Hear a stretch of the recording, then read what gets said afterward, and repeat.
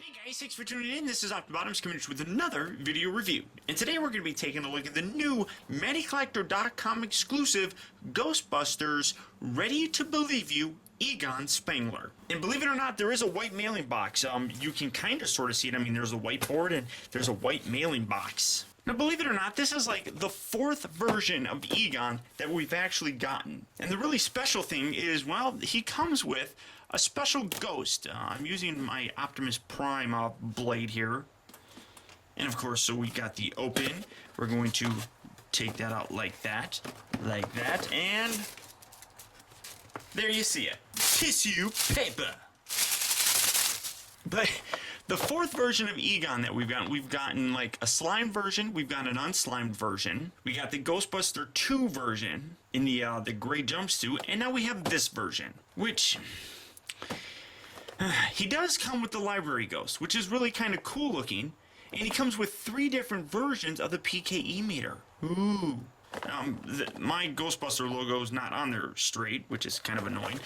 You got the real kind of cool tear dogs there flipped around here on the back. It says Egon Spengler. His profession, he's a doctor of parapsychology and a doctor of physics. His Ghostbuster status is he's the perpetually serious lab geek. Designs Ghostbuster equipment with Ray. And his quotable quotes is, "Do you experience feelings of dread in your basement or attic?" His habits and hobbies is that he collects samples of everything, living and dead, attracts nastily New Yorkers with big glasses, and he believes that print is dead. His accomplishments is that he theorized that the door swings both ways. That's creepy sounding. Uncovered the connection to Evo Shander, and survived several minutes of incarceration. Notes is office supplies, batteries for the PKE meter, spores of the world, display stands, and he's got to clean his desk. ManyCollector.com, of course. So this is the subscription figure. You can get it now. It's available now. But really, $20, and really all you're getting for the most part is this ghost.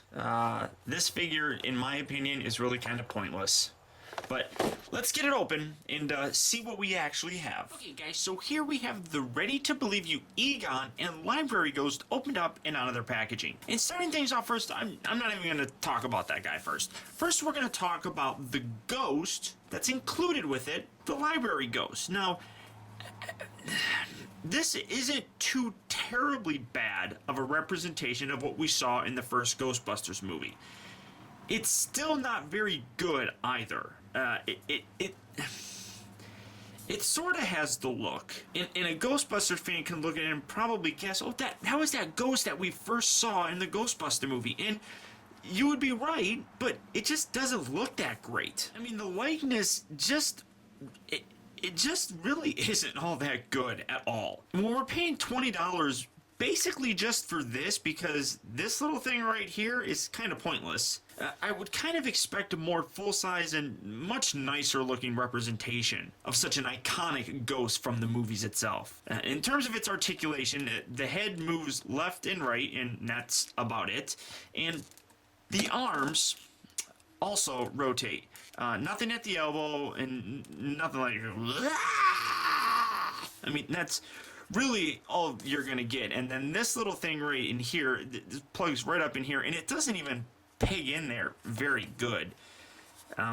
It constantly falls out, and I don't even think you can peg it in there harder than I'm doing. But that's the Library Ghost. Now, as for Egon himself, you know, for a company that likes to boast about the accuracy that they're putting into these figures, they really kind of screwed up with this guy. Basically, all they did was just reuse the exact same body. They changed the color of his tie to kind of match how he looked in the commercial scene. But his jacket wasn't opened. In the actual, all of them, actually, they all had their jackets, and I can't even do it. They were all kind of buttoned up. So this really is pointless. Now, it is kind of accurate that he's got this big giant calculator thing hanging out. But his accessories, he comes with 3 PKE meters, which... that's pretty nice, except we've already had this version. We got a closed version and a half-open version.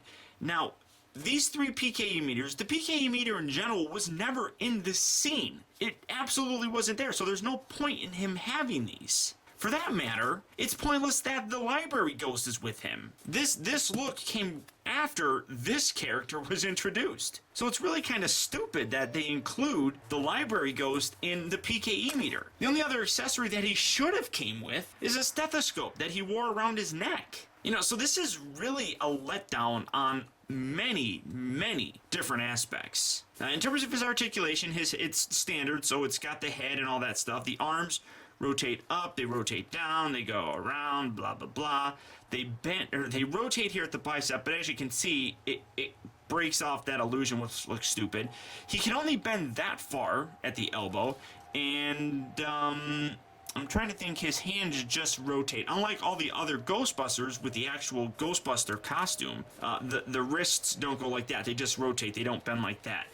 He rotates at the waist, in and out, back and forth at the hip, bends at the knee, rotates at the mid part of the thigh, and again, you got the same kind of goofy cut joint going on here. And back and forth and a little bit of pivot in the foot themselves. And that's all you're going to get in terms of the articulation for this guy. And it really is kind of unfortunate. Now to date, this is the other Ready to Believe You version that we've gotten. And as you can see, I mean, there really isn't too much difference.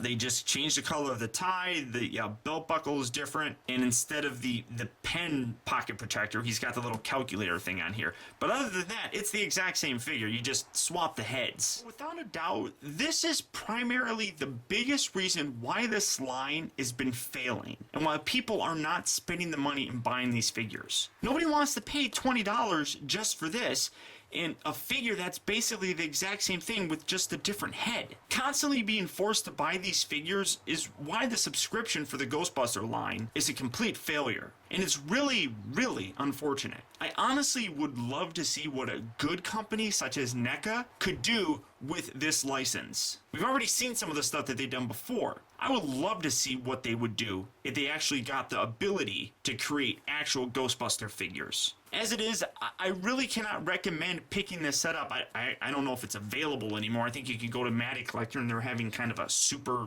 Ghostbuster sale right now during the latter half of October. But unless you're really absolutely desperate to get the library ghost, I can't recommend getting this set. Again, unless you're a completionist who also needs to have the other commercial version of the Ghostbusters. We got one more coming to us with Peter, at least I think we do. And at any rate, that's probably a figure that I wouldn't want to get either. But because I heard he got two of them, I unfortunately have to get him because that's just the way I am. So until next time, guys, I want to thank you for tuning in. This has been Optibotimus.